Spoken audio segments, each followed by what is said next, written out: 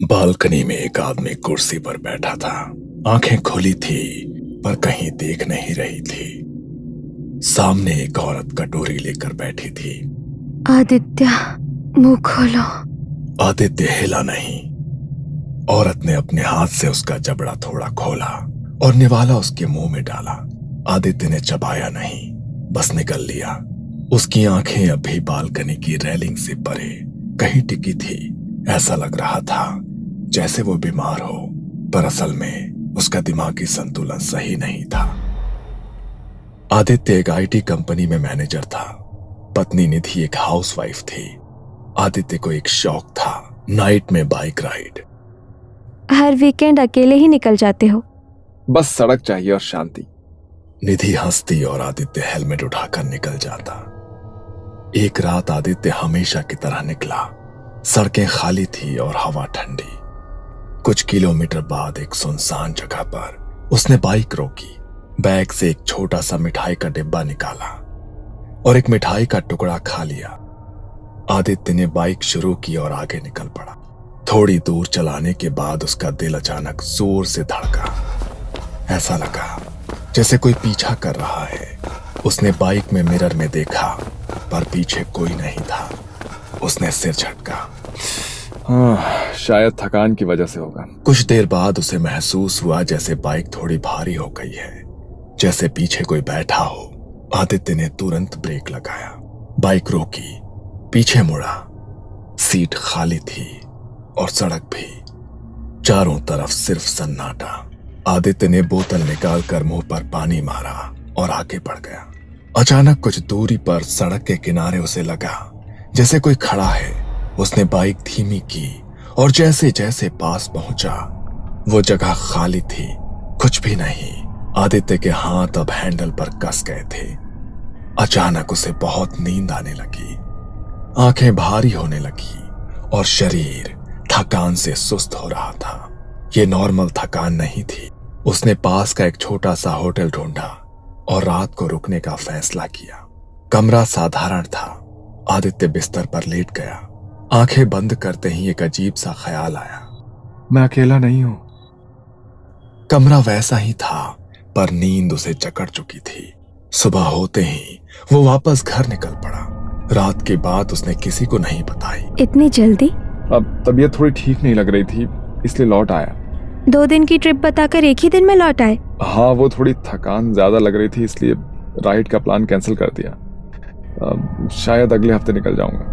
निधि ने गौर किया कि आदित्य की आवाज में वो भरोसा नहीं था जो पहले होता था, और उसकी आंखें जैसे अब भी किसी और देख रही हो। निधि को नहीं पता था कि आदित्य घर तो आ गया है पर अकेला नहीं। कुछ दिन आराम करने के बाद आदित्य को लगा कि शायद सब थकान थी। एक सुबह वो जल्दी उठा, जूते पहना और पास के पार्क में जॉगिंग के लिए निकल गया। हवा साफ थी, धूप हल्की थी। आदित्य हल्की जॉगिंग कर रहा था। कुछ मिनट सब सामान्य रहा, फिर अचानक उसकी आंखों के सामने तस्वीर बदली। हरा भरा पार्क पल भर में एक सुनसान सड़क में बदल गया। चारों तरफ अंधेरा, पीछे से किसी के दौड़ने की आवाज। आदित्य की सांसें तेज हो गई। ये क्या है? वो दौड़ रहा था पर उसे पता नहीं था कि किससे भाग रहा है। अचानक उसके सिर में तेज घुमाव हुआ, पैर लड़खड़ा गए। वो लगभग गिरने ही वाला था कि किसी तरह पास की एक बेंच तक पहुंचा और बैठ गया। पसीना टपक रहा था, हाथ कांप रहे थे। उसने बोतल से पानी पिया। धीरे धीरे पार्क वापस दिखने लगा। शायद थकान है या काम का स्ट्रेस। वो उठता है, घर लौट जाता है। शाम को ऑफिस से लौटते वक्त आदित्य फैमिली डॉक्टर के पास रुकता है। ब्लड प्रेशर बिल्कुल नॉर्मल है, शुगर भी ठीक है। सुबह जॉगिंग करते वक्त अजीब सा चक्कर आया था। मेंटल स्ट्रेस होगा, आराम करो, सब ठीक हो जाएगा। आदित्य मान लेता है और घर लौटता है। निधि से कुछ नहीं कहता। वो दोनों डिनर कर लेते हैं, थोड़ी देर टीवी देखते हैं और सो जाते हैं। पर उस रात उसके सपनों में फिर वही सुनसान सड़क थी। अगला वीकेंड आया। रात का खाना हो चुका था और आदित्य हेलमेट पहन रहा था। आज मत जाओ, पिछली बार तबीयत ठीक नहीं थी। कुछ नहीं हुआ था, बस काम का थोड़ा स्ट्रेस था। इतना कहकर वो निकल जाता है। उस रात सड़क खाली थी, ठंडी हवा। कुछ दूरी के बाद आदित्य को फिर एहसास हुआ कि बाइक भारी लग रही है और पीछे कोई बैठा है। अब फिर नहीं।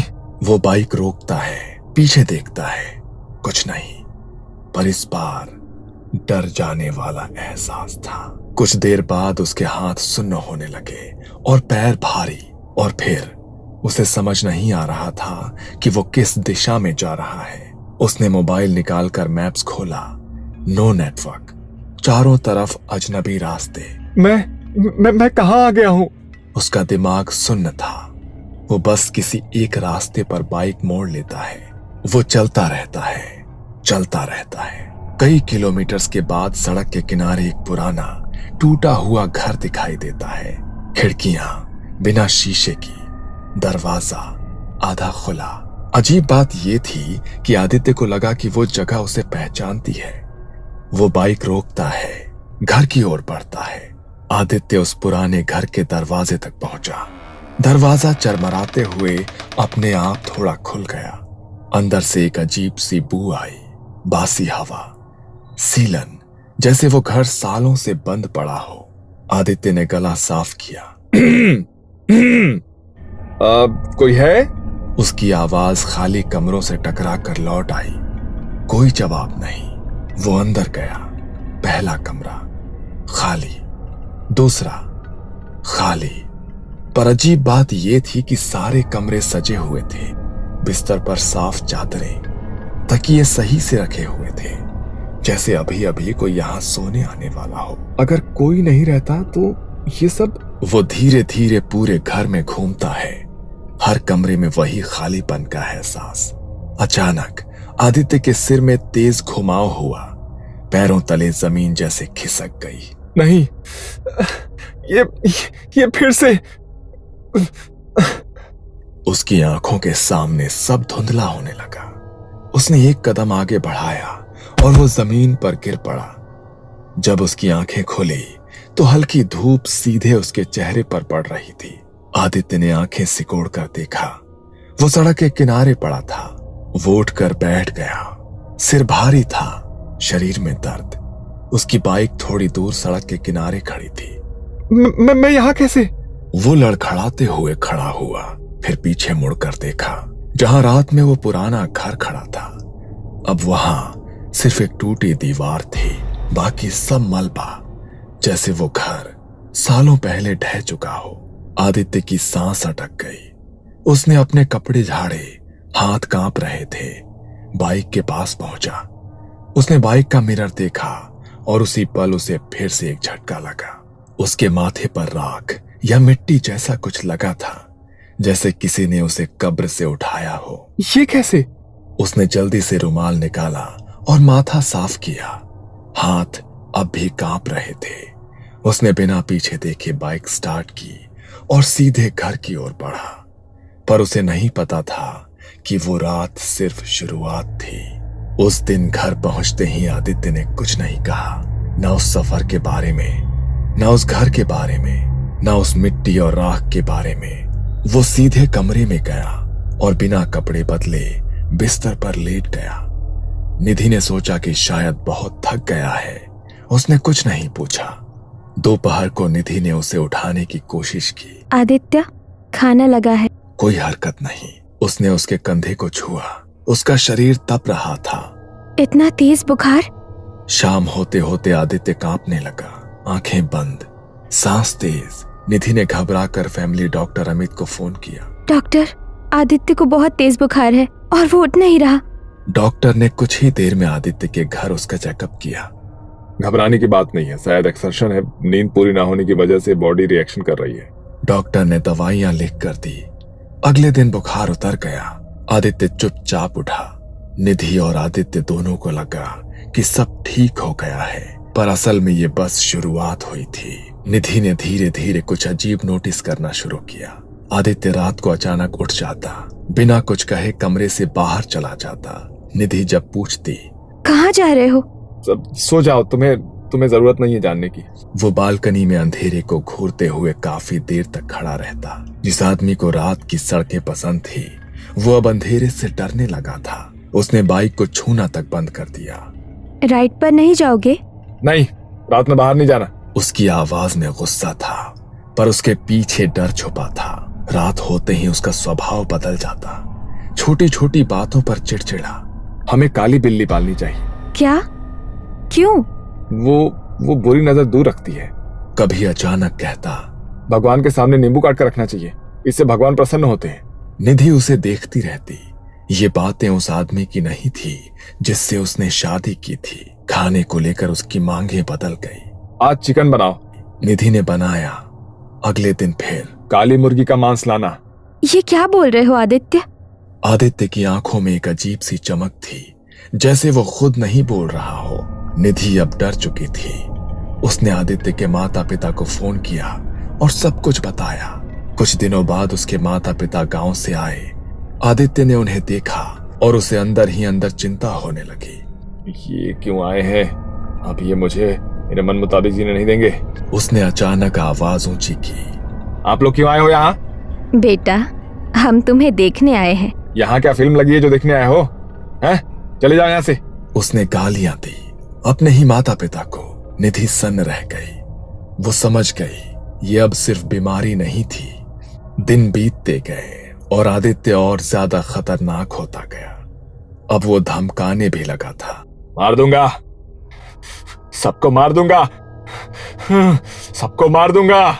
माता पिता कुछ कहते तो वो बदला लेने की बात करता। मेरा बदला पूरा होगा, एक एक से हिसाब लूंगा, एक एक से हिसाब। और अब उसका गुस्सा निधि पर भी उतरने लगा था। तू ही लाई है ना उन्हें यहाँ, अब तू भी भुगतेगी। जिस दिन खाने में मांस न होता तो आदित्य भड़क जाता। इसका बदला लूंगा, इसका बदला लूंगा एक दिन। निधि कांप जाती, मां रोने लगती। उसके पिताजी खामोश थे। आखिर डॉक्टर अमित को फिर बुलाया गया। अमित ने आदित्य को देखा। उसकी आंखें, उसका गुस्सा, उसकी आवाज। ये मेडिकल केस नहीं है। सब चुप। मैं आपको पंडित कालीचरण महाराज से मिलाता हूँ। कालीचरण महाराज को घर लाया गया। निधि, सुमन, रमेश सब मौजूद थे। ये सब कब से शुरू हुआ? निधि ने सब बताया। नाइट राइड, बुखार, मांस की मांग, गालियां, बदले की बातें। महाराज धीरे धीरे आदित्य के कमरे की तरफ बढ़े। आदित्य बालकनी में खड़ा था और हंस रहा था। अब तुम्हें लाए हैं।